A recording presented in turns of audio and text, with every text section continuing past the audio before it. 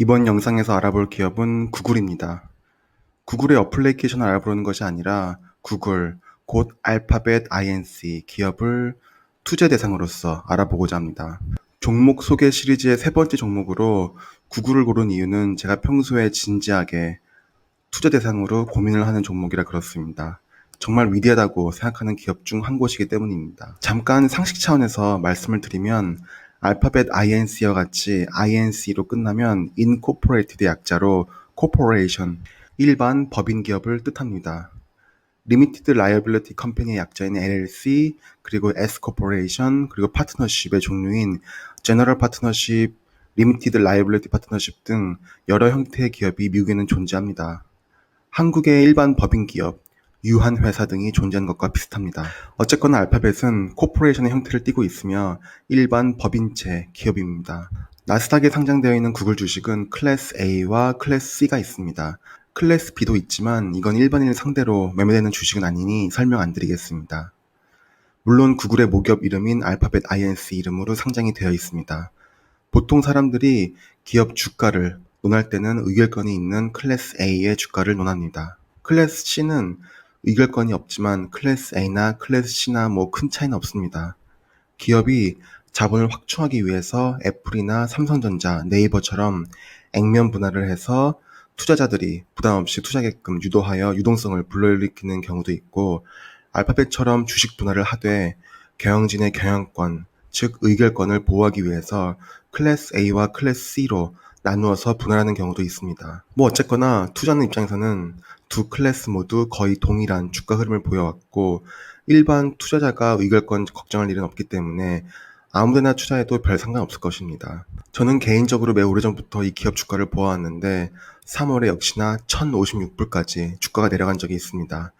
이 시점에 매수를 못한 이유는 이게 저점인지 아니면 글로벌 경제 몰락으로 모든 주식이 떨어지는 칼날인 상태인지 막상 그 시점에서는 모르기 때문입니다.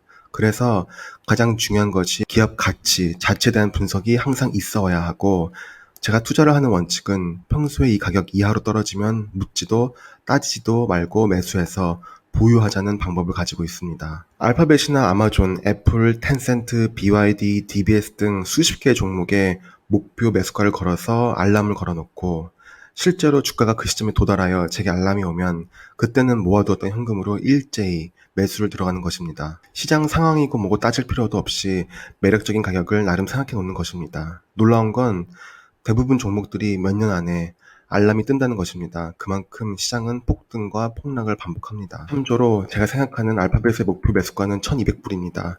주가가 1200불이면 순이익 성장률과 PER를 시뮬레이션 해봤을 때 저 개인적으로는 충분히 매수할 만한 가격이고, 이 정도면 10주 정도는 투자할 만은 하겠다고 생각했습니다.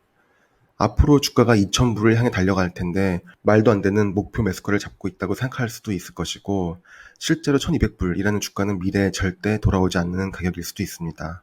하지만 제 경험상 코로나 같은 팬데믹이 아니더라도 이런 종목들을 30개 정도 추려서 목표 매수가를 정해놓고 기다리면 반드시 이 중에 절반 이상의 종목들은 목표 매수가가 도달하는 시점이 몇 년 안에 왔습니다. 서론이 좀 길었습니다.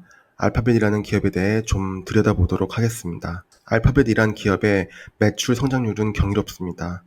1600억 달러의 매출, 하나로는 190조에 육박하는 매출을 기록하는 기업의 매출 성장이 작년에 18%를 기록했습니다. 매출 몇백억짜리 코스닥 기업도 아니고 190조 규모의 기업이 이런 두 자릿수의 어마어마한 매출 성장을 한다는 것은 정말 대단한 겁니다. 그런 매출이 계속 성장할까? 아니면 닷컴 버블 같은 비극을 미래 어느 시점에 맞이할 것인지 생각을 해봐야 합니다. 2000년도에 닷컴 버블이 꺼지면서 IT 관련 기업들의 주가가 폭락하고 사라지고 한 사건이 닷컴 버블입니다. 사라진 기업은 아니지만 라이코스와 야후라는 검색 엔진을 많이 써본 분들이 있을 겁니다. 이런 기업들이 더 이상 검색 엔진으로서 활약을 하기 힘든 이유는 굳이 구글이라는 나이스한 모든 사용자가 쓰는 검색 엔진이 있는데 한물간 검색 엔진을 쓸 필요가 없어서입니다. 한국의 엠파스 같은 기업도 마찬가지입니다. 네이버나 다음과 같이 검색 포털을 지향했지만 사용자 입장에서 굳이 네이버 포털보다 나은 점을 못 찾았기 때문에 더 이상 엠파스를 사용하는 사람들이 없어진 것입니다. 그럼 여기서 의문이 남습니다. 과연 구글이 계속 세계의 검색 시장을 압도할 수 있을지 말입니다. 구글의 공동 창업자인 레리 페이지와 세르게이 브린을 훨씬 뛰어넘는 천재들이 나타나 구글보다 더 위대한 기업을 만들어 구글을 위협할 수도 있는 일입니다. 하지만 저는 구글이 쉽게 저무는 기업이 될 수는 없다고 생각하고 그 이유를 마이크로소프트에 의해서 찾을 수 있다고 생각합니다. 마이크로소프트가 소프트웨어가 뛰어나서 전 세계 시장을 장악해서 지금까지도 세계에서 가장 시총이 큰 기업 5손가락 안에 꼽히는 것도 틀린 말은 아니지만 소프트웨어만 뛰어난 것이 아니라 마이크로소프트의 윈도우 OS에 최적화되어 있는 개인용 PC의 보급이 큰 역할을 한 면도 저는 크다고 생각합니다. 제가 구글을 좋게 보는 이유가 전 세계 스마트폰은 아이폰 아니면 안드로이드 폰인데 안드로이드 폰 유저는 의도를 했든 하지 않았든 구글의 검색 엔진을 기본으로 많은 인터넷 활동을 하고 있습니다.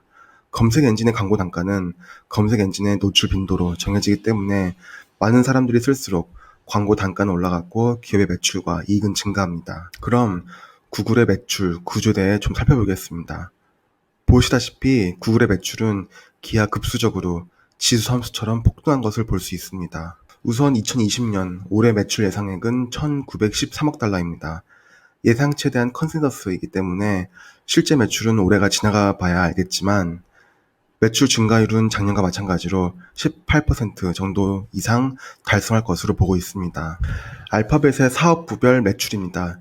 2020년 예상 데이터이고 매출 비중으로 봤을 땐 2019년과 거의 동일하거나 비슷합니다. 여기서 보면 구글 서치 앤 아더 첫 번째 항목과 두 번째 항목인 유튜브 애드 그리고 세 번째 항목인 구글 네트워크 멤버스 프로퍼티 모두 광고 수입입니다. 첫 번째 항목도 일반 웹 검색과 안드로이드 기반으로 검색한 매출은 아니지만 그렇게까지 자세히 보진 않겠습니다. 두 번째 항목인 유튜브 광고 수입은 모두가 당연히 잘 아실 테고 세 번째는 구글 애드센스 같은 것입니다. 제3자 사이트에 광고 배너를 달고 검색을 유도해서 수익을 창출하는 것입니다.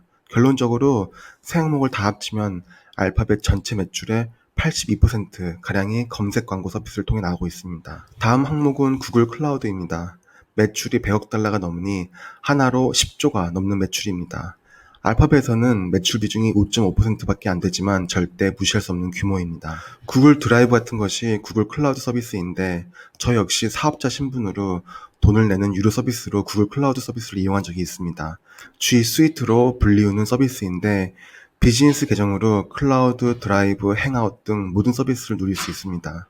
일반 사기업에서 서버 메인터넌스로 종종 쓸데없이 셧다운 시키고 서버실 관리한다고 직원 쓰고 유지보수 계약하고 이런저런 정말 쓸데없는 비용들을 G 스윗을 통해 한 번에 해결할 수 있고 저 개인적으로는 가장 안정적이고 보완이 되어 있는 비즈니스 플랫폼이 아닐까 생각합니다. 구글 아더스는 구글 픽셀 폰이라든지 구글 홈이라든지 구글에서 하드웨어와 소프트웨어를 연동시키는 여러 잡다한 비즈니스 모델들입니다. 아더 배치는 알파벳에서 칭한 용어인데 쉽게 보면 알파벳의 신성장 동력 비즈니스 모델들이라고 보면 될 것 같습니다. 아직은 연구개발 단계거나 상업화 초기 단계의 인큐베이팅 단계이지만 미래의 신성장 동력이 될 수도 있는 그런 사업들입니다. 가령 자율주행 기술 관련 프로젝트들이 아더 배치로 분류되는 예가 될 수 있겠습니다. 쉽게 보면 구글이라는 이름이 안 붙는 모든 사업은 다 아더 배치로 보셔도 무방합니다. 구글 이외에 검색 서비스로 매출을 일으키는 경쟁사로는 페이스북과 아마존이 있습니다. 페이스북은 저는 이용해 본 적이 없지만 뭐 납득이 갑니다. 하지만 페이스북이 구글을 뛰어넘는 것은 저 같은 사람이 있어서 불가능하지 않을까 싶습니다. 아마존이 검색 서비스로 매출을 일으키는 원인은 혹시 저처럼 주마켓이나 옥션에서 사업을 하며 물건을 팔아보신 분들은 아실 겁니다. 검색 상위 노출이 되기 위해서 키워드 검색어라는 상품을 구매할 수 있고 많은 돈을 지불할수록 검색어 상위에 노출됩니다. 암튼 아마존의 특성상 이 역시 구글의 다이렉트 경쟁사는 아니라고 생각합니다. 한마디로 전 세계에서 매우 독보적인 위치에 구글이 있다고 볼 수 있습니다. 그러고 보면 한국은 참 독특한 나라입니다. 국내에서 구글의 점유율이 올라가고 있다고는 하지만 네이버가 쉽게 흔들릴 기업 같지는 않습니다. 일부 라인을 쓰는 나라를 제외하면 전 세계 사람들이 왓츠앱을 쓰지만 한국에서만 카카오톡을 쓰는 것과 비슷한 것 같습니다. 구글의 시장 점유율이 어느 정도인지를 보여주는 세계 지도입니다. 글씨가 작아서 안 보이겠지만 빨간색으로 표기된 국가들은 구글의 시장 점유율이 90% 이상, 한마디로 출신국가의 플랫폼을 선호하는 이민자들을 제외하면 전 국민이 구글만 쓴다고 해도 과언이 아니라고 보시면 되고 주황색은 70% 이상, 파란색은 50% 이상의 점유율을 보여주고 있습니다. 유일하게 50%가 안 되는 국가들, 한마디로 회색으로 표기된 국가는 전 세계에서 중국, 한국, 일본, 푸에르토리코, 체코, 러시아밖에 없습니다. 전체 매출의 비중 면에서나 증가율 면에서나 압도적으로 알파벳의 매출을 이끌고 있는 사업 분야는 검색 분야입니다. 거의 전 세계 모든 시장을 독점하고 있는 마당에 세계의 경제 규모가 성장하는 만큼 구글도 성장을 할 것이라고 생각합니다. 구글을 포함하여 아마존, 페이스북, 애플이 종종 받는 반독점 조사가 있습니다. 연방거래위원회 FTC와 법무부가 반독점법 위반 관련 조사를 진행하고 있고, 법무부는 구글과 애플을 조사하고 FTC가 아마존과 페이스북을 조사하고 있습니다. 이유도 구글에 대해 이따금씩 반독점 위반 판결을 내리는 일들이 있었는데, 제 생각에는 이런 글로벌 기업들이 독점하려고 한 것이 아니라 시장 상황에서 이렇다 할 경쟁자가 없어서 생기는 현상이고, 물론 반독점 관련 뉴스가 뜨면 주가의 하락은 항상 있어 왔지만 줄곧 회복해왔고, 몇 년마다 부과되는 벌금들도 이제 기업들이 관례적으로 내는 벌금이 되어서 시장에서 뚜렷한 재료가 더 이상 아닌 것 같기도 합니다. 그럼 제가 알파벳을 좋게 보는 이유 몇 가지를 열거하겠습니다. 아까 말씀드렸듯이 마이크로소프트처럼 구글은 안드로이드라는 강력한 OS와 안드로이드를 추종하는 스마트폰 제조사들과 연계가 되어 있기 때문에 구글의 현재 시장에서의 위치를 흔들 수 있는 새로운 플레이어가 나오기가 힘든 구조입니다. 물론 미래일은 모르지만 마이크로소프트의 OS인 윈도우가 세상에서 유일한 OS가 아님에도 불구하고 시장에서 확고한 위치를 선점해서 이렇다 할 경쟁자가 없듯이 구글의 안드로이드도 비슷하다고 봅니다. 다음은 구글에 넘쳐나는 현금입니다.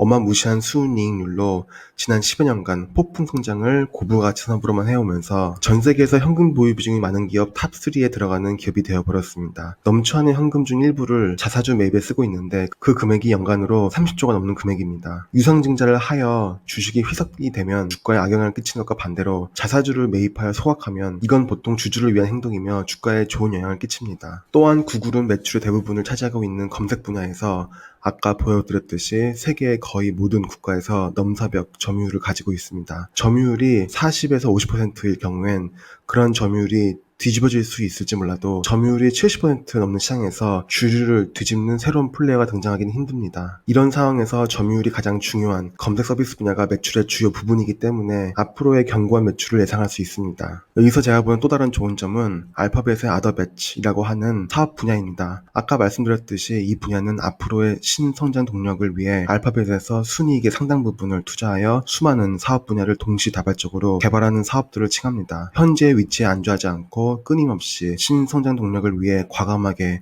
연구개발을 진행하는 경영을 제가 알파벳을 좋게 보는 다른 이유입니다. 가령 알파벳의 자율주행차 관련 기술 개발이 나중에 알파벳에 어떤 대박을 안겨줄 수 있을지, 유튜브 뺨치는 성장 동력이 될 수 있을지 아무도 모르는 일입니다. 알파벳의 수십 개의 자회사들을 보면 정말 여기저기 신성장 동력이 될 만한 모든 종류의 산업들에 다 투자를 하는 것 같습니다. 알파벳의 자회사 주식도를 보고 든 생각이 꼭 카지노의 룰렛에서 모든 번호에 돈을 다 걸어놓고 아무 숫자나 아무 색깔이나 나와도 돈을 먹을 수 있는 그런 상황이 알파벳의 상황 같습니다. 또 다른 이유로는 코로나 팬데믹 같이 세계 경제가 타격을 입은 이벤트에 구글과 같은 플랫폼 기업들은 대표적인 언택트 산업으로 세계 경기에 영향을 덜 받는 안정적인 산업 분야라는 것도 첨언으로 말씀드립니다. 알파벳의 현재 퍼는 33.65입니다. 나스닥 100 기업들의 평균 퍼보다 낮고 아마존 같은 기업의 퍼는 100배가 넘으므로 상대적으로 그렇게 고평가라고 할 수는 없지만 저 개인적으로는 최소한 10주 정도는 매수해야겠다는 생각이 있는데 현재 가격으로 10주만 매수해도 소형차를 살 수 있는 거의 2천만 원에 가까운 투자금이 들어갑니다. 앞으로 추천 종목 소개 영상들의 후반부에 항상 넣을 내용인데 제가 바라보는 구글의 목표 매수가는 1200불입니다. 제가 과거 최소한 5년간 세계의 많은 종목들을 이런 식으로 추적해보면 앞으로 알파벳에 이런 가격대가 절대 오지 않을 수도 있지만 신기하게도 많은 종목들을 찜해두면 그중 상당수의 종목들이 목표가로 내려오는 일이 짧게는 6개월, 길게는 2년 안에는 왔습니다. 1200불 정도의 매수가면 퍼도 20대이고 구글이 영업이익이 흔들리지 않으므로 저 개인적으로는 정말 매력적인 가격이라고 생각합니다. 이번 영상은 이렇게 마무리하겠습니다. 다음 기업 분석 영상은 마이크로소프트로 하겠습니다. 영상 시청해주셔서 감사드립니다.